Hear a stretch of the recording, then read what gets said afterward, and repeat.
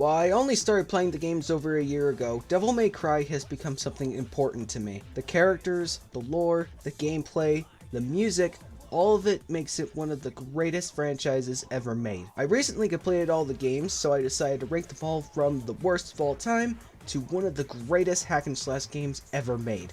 Before we start, just know that everything I say is my own opinion. Your favorite game could be the DMC reboot, but that's okay.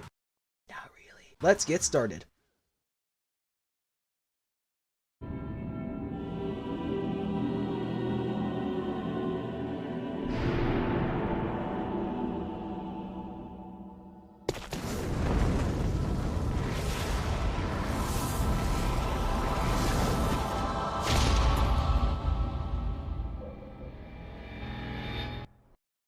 I feel like this was expected, but yeah, starting off as the worst of the worst, it's Devil May Cry 2. What hasn't been said about this game? After development had finished on the first game, imagine how Hideki Kamiya felt when he learned that a sequel was in development before the first game has even released. It was a mess. Hideaki Itsuno had to step in to help put the game in a playable state. What were the results? Well, the story has little to do with the rest of the series, the gameplay is boring, the level design is bland, the camera is absolute dog shit, and the enemies are a snooze fest. Oh, and don't even get me started on the bosses. Not only are they boring, but they're a chore to get through, especially in the late game. You like shooting a helicopter for 5 minutes? DMC2 is the game for you. The only positives I can give to this game is that it has a fantastic atmosphere, a cool soundtrack, and introduced the idea of weapon swapping with the press of a button. Although it was only limited to guns, you still had to manually switch swords. It also introduced Lucia, who is a criminally underrated character, and has arguably one of the best fits Dante has ever had. The concept is very interesting, but it was poorly executed.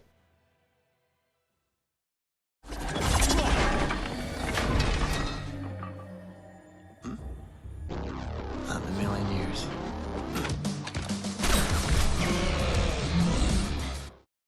Alright, I know there's gonna be someone in the comments saying, "How dare you put DMC Devil May Cry over DMC2?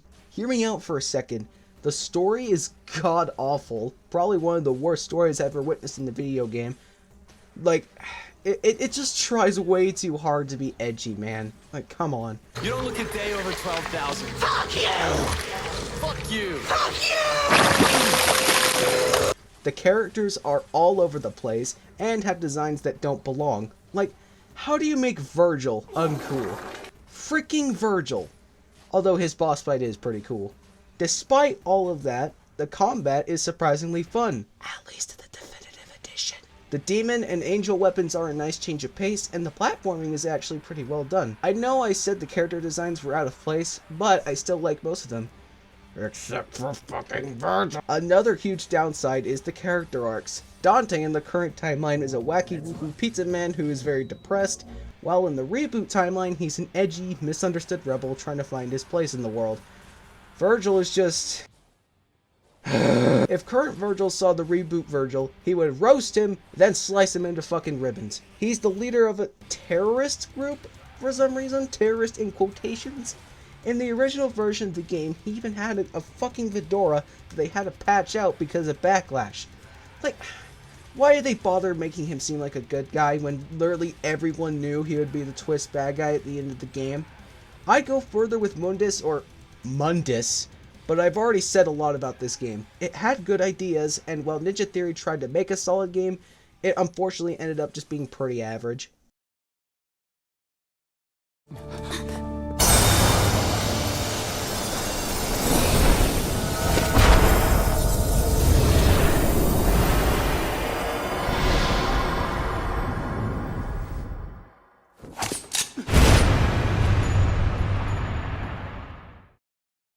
Devil May Cry 4, the first DMC game to not only transition to HD, it was also the first multi-platform game in the series, coming to Xbox 360, PS3, and PC.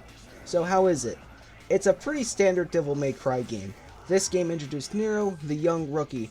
I won't lie, I sort of doubted him at first. Like, how can you have a Devil May Cry game without Dante being the main character? Fortunately, he would go on to prove himself to be a solid protagonist. Was he as cool as Dante? No, but he was still cool. The combat is super fun and is nearly the best in the series. Like, have you seen those YouTube tutorials online? They are fucking crazy. The story is intriguing and the cast of characters is solid, especially when it comes to the brand new characters like Credo and Kyrie. My only issue is the dip in quality near the end of the game. At one point you finally get to play as Dante, but just go the reverse way Nero did. The bosses were alright, until not only do you have to fight 3 of them again as Dante, but then fight them again when you took back control of Nero.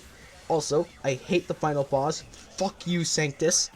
Speaking of bosses, the bosses overall aren't super great. Like I mentioned, 3 of them are recycled, and the ones that aren't are either mind-numbingly boring or, in rare instances, actually fun. As good as this game is, I feel like it's one of those games I finish once and never play again, which is sad because I love replaying all the other games, except 2. But you can play as Lady, so who cares? Time to go to work, guys.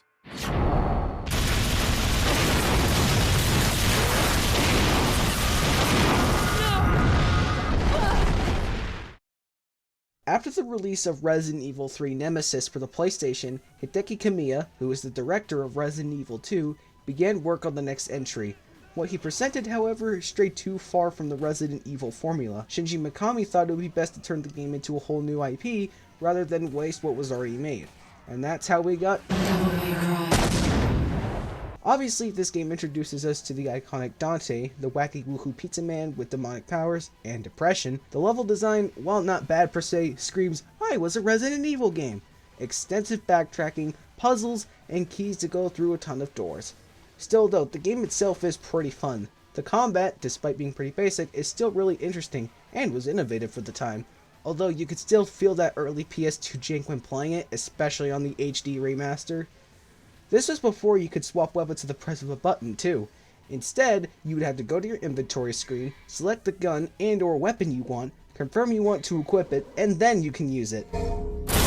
However, I still love the game to death and would do anything to play it for the first time again. Did I mention this was the first game I played in the series?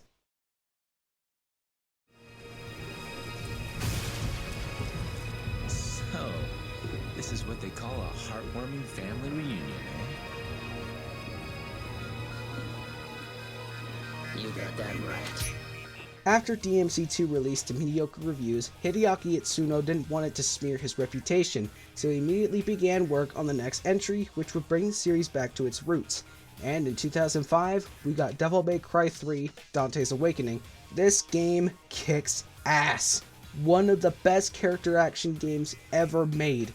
And for a while was my favorite game of all time. Trust me, this game turns boys into men.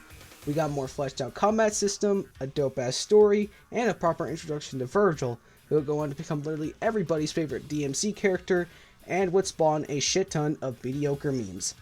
We were also introduced to Lady, who, if you couldn't tell, is my favorite DMC character, and her father, who looks like my creepy uncle. The level design is a huge step up from DMC 1.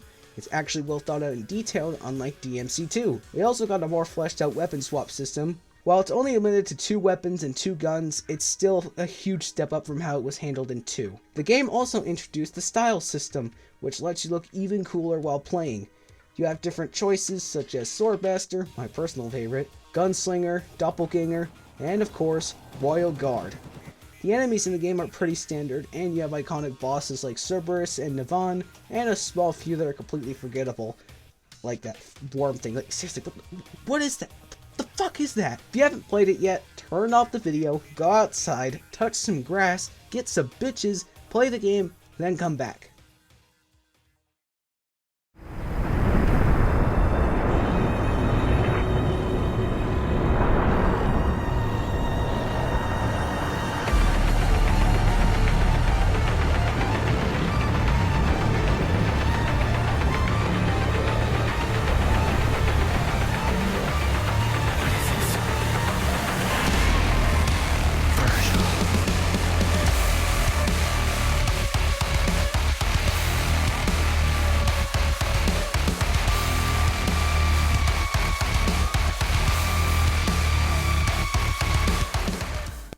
After the DMC reboot didn't sell as much as Capcom wanted, they decided that making a continuation of DMC4 was the best solution.